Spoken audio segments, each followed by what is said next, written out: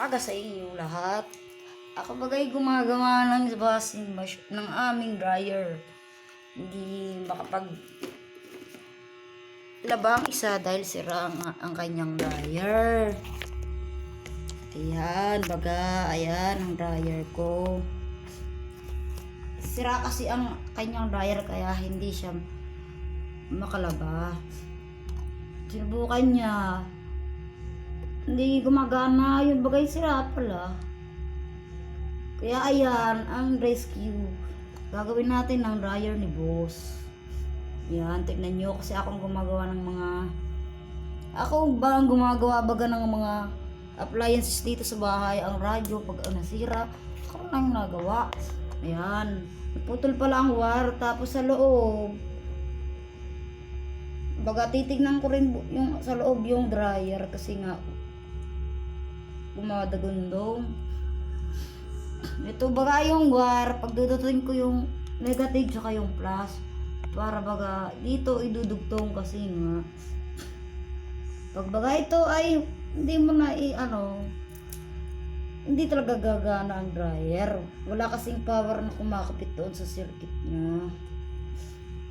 Kaya dapat pag naputol, ikabit. Pakahirap ikabit kasi nga ang aking gamit yung maliit baga ng lang kasi nga wala akong panggamit na pangkabit. Kaya ito lang, pero tingnan mo mamaya ito ay aandar na.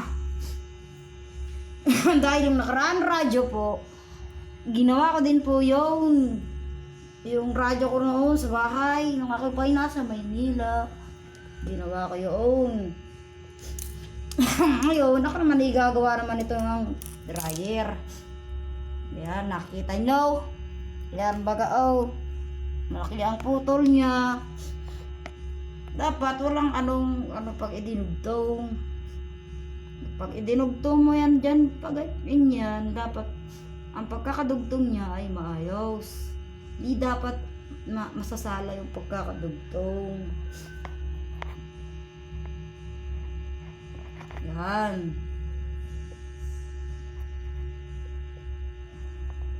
Ayun po mga kaibigan. Ito na po yung aking ididikit. Tapos yung aayusin ko pa rin po sa loob yung dumadagong-dong. Kasi pag ito po ay aking dinadryer, bagay dumadagong-dong, parang talambi sa sabog.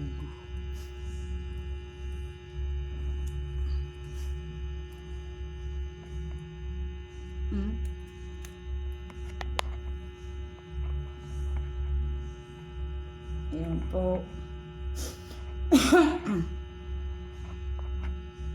Dapat po siya ay kabit na kabit sa ibaba. Yan, wala kasi akong long nose pang putol. Ay, putya. Wait lang ha.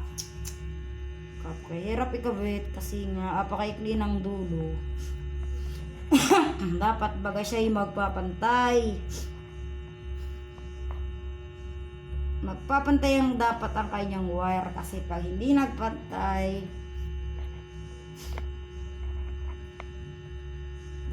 nagpantay ang wire, hindi makakabit.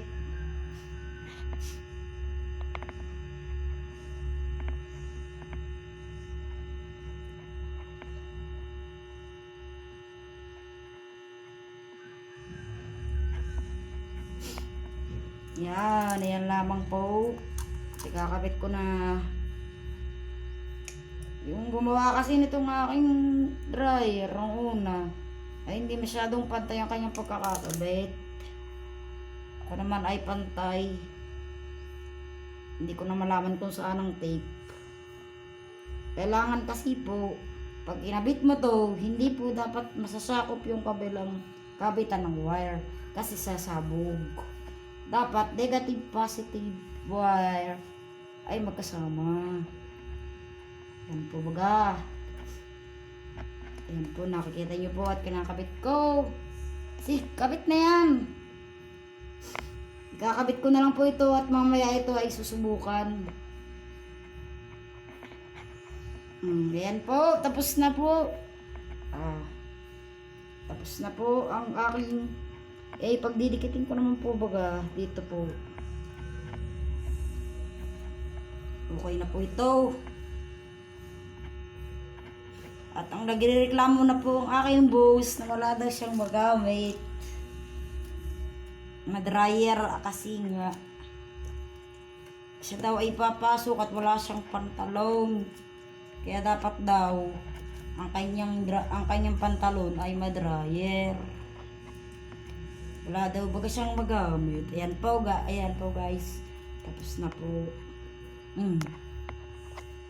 Nakikita niyo po, naibalot ko na mamaya. Ito ay aking susubukan.